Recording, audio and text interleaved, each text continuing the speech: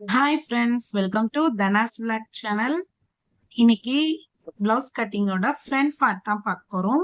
Back part ஏற்கனவே பார்த்தோம், போன வீடியோஸ்ல பார்த்துட்டீங்க. பார்க்காதவங்க மறக்காம போய் பார்த்துட்டு வந்துட்டு நெக்ஸ்ட் இந்த வீடியோவை பாருங்க, அப்படின்னா உங்களுக்கு புரியும்.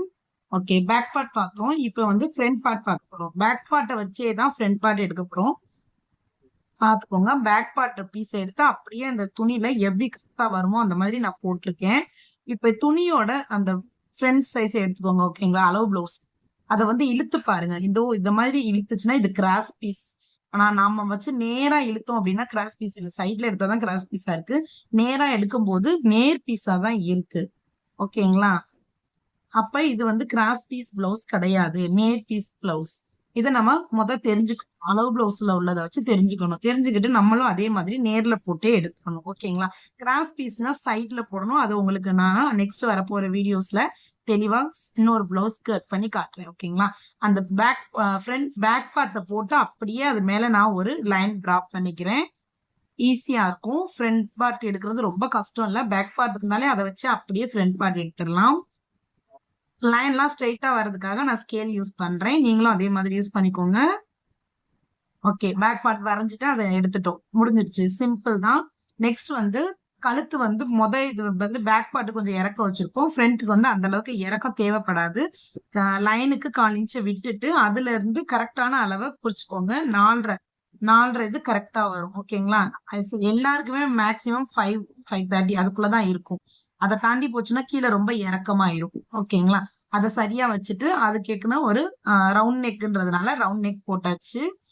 கழுத்துல இருந்து 1 இன்ச்சுக்கு ஒரு அளவு எடுத்து ஒரு கோடு போட்டுக்கோங்க. அதுல இருந்து சென்டர் பாயிண்ட் கனெக்ட் பண்ணுங்க, ஓகேங்களா? அப்பனாதான் உங்களோட சென்டர் டாட் வந்து கரெக்டா வரும், ஃபிட்டாவும் இருக்கும்.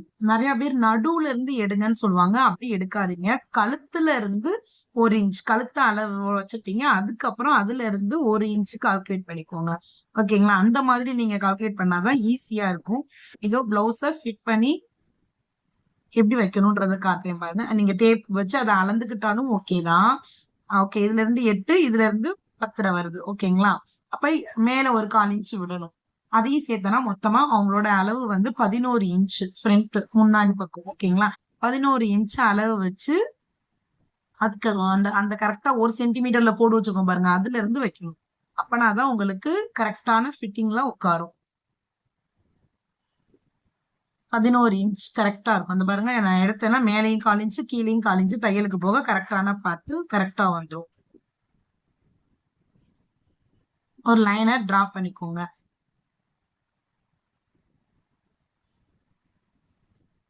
கரெக்டா அந்த லைனை டிராப் பண்ணிட்டா அதுல இருந்து இந்த சைட்ல வந்து ஒரு 2 சென்டிமீட்டர் இருக்கும். அதே மாதிரி அந்த சைடு 1.5 சென்டிமீட்டர். இது வந்து எல்லா பிளவுஸ்க்கே மாறாது. இதே அளவு தான் வைக்க போறீங்க, ஓகேங்களா? வச்சுட்டு அளவு நிறைய பேர் இங்க இருந்து இங்க இன்ச், இங்க இருந்து இங்க இன்ச் நிறைய கால்குலேட் பண்ணுவாங்க. அதெல்லாம் வேண்டாம். சிம்பிளா இந்த மாதிரி நீங்க பண்ணிக்கோங்க. எல்லா பிளவுஸுக்குமே கரெக்டா மேட்ச் ஆகும். இந்த மாதிரி எக்ஸ்ட்ரா அங்கிட்டு விடணும், இங்கிட்டு விடணும், ஒரு 1/4 இன்ச் இதுக்கு விடுங்க, 1/4 இன்ச் அதுக்கு விடுங்க அப்படின்னு சொல்லுவாங்க.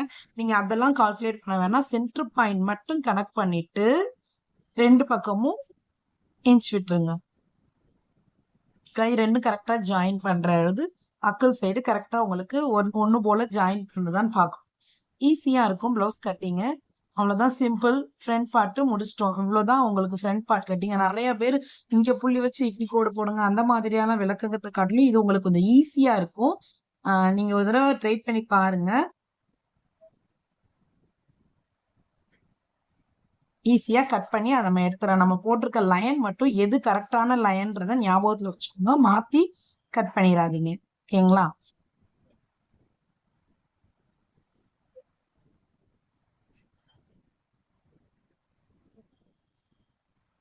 அவ்வளவுதான், ஃப்ரண்ட் பார்ட் நம்ம எடுத்தாச்சு. அவங்க வந்து ரொம்ப ஷார்ட்டா இருப்பாங்க, ரொம்ப குட்டையா இருக்கிறதுனால அவங்களோட பிளவுஸ் வந்து சின்னதா இருக்காது. ஆள் ஒல்லியா லீனாவும் இருப்பாங்க. பட்டிக்கு நம்ம ஒரு ஒரு ஒரு குறிப்பிட்ட சைஸ்க்கு நீங்க வெட்டி எடுத்துக்கிறேன். அதுக்கப்புறம் பாத்தீங்களா, மடிச்சீங்கன்னா கரெக்டா அந்த இது சரியா வந்துடும். நான் உங்களுக்கு எப்படி பட்டி ஜாயினிங் எப்படி பண்ணணும்னு சொல்லி ஸ்டிச் பண்ணும் போது காட்டுறேன். ஒரு குறிப்பிட்ட அளவுக்கு நான் வெட்டி எடுத்திருக்கேன், ஓகேங்களா? அதை கரெக்டா அந்த பெண்டிங் கொடுத்து எப்படி எடுக்கிறேன் அப்படிங்கறத ஈஸியான மெத்தட்ல நான் உங்களுக்கு ஸ்டிச்சிங் வரும்போது நான் சொல்றேன். மறக்காம வீடியோவை ஸ்கிப் பண்ணாம ஃபுல்லா பாருங்க. என்னோட வீடியோஸ் உங்களுக்கு பிடிச்சிருந்துச்சுன்னா ஒரு லைக் கொடுத்துருங்க. உங்களோட லைக் அண்ட் சப்போர்ட் தான் எனக்கு பெரிய மாறல். அப்பனா தான் நான் அடுத்தடுத்து வீடியோஸ் போடுறதுக்கு எனக்கு கொஞ்சம் யூஸ்ஃபுல்லா இருக்கும். இது ஒரு 2.5 சென்டிமீட்டருக்கு பட்டிக்கு எடுத்துக்கிறேன். முன்னாடி ஊக்குப்பட்டி வைக்கலாம், அந்த பட்டிக்கு எடுத்திருக்கேன். நெக்ஸ்ட் கழுத்துக்கு ரவுண்ட் கிராஸ் வரும் பாத்தீங்களா, அதுக்காக ஒரு ஸ்கேல் வச்சு சின்னதா ரொம்ப லைன் வேணாம். அது ஒரு 1.25 இல்ல 1.5 அந்த இன்ச்சுக்கு நம்ம ஒரு ஸ்கேல் வச்சு லைன் விட்டு ஒரு கிராஸ் பீஸா எடுத்துக்கோங்க. அப்படின்னாதான் உங்களுக்கு கழுத்து வந்து ஜாயின் பண்ணும்போது கொஞ்சம் கரெக்டா நல்லா பிசுறு இல்லாம நீட்டா வரும். துணி ரொம்ப கம்மியா கொடுத்துருக்காங்க பாருங்க. நான் அதுக்குள்ள எப்படி எடுக்கிறேன்றதை நீங்களே பாருங்க. கார்னர்ஸ்லாம் நல்லா எட்ஜிங்லாம் நல்லா வெட்டி வச்சுக்குவோம். அப்படின்னாதான் தைக்கும் போது கொஞ்சம் ஈஸியா இருக்கும். டக்குன்னு நம்ம ஈஸியா ஒர்க் பண்ணி முடிச்சிடலாம்.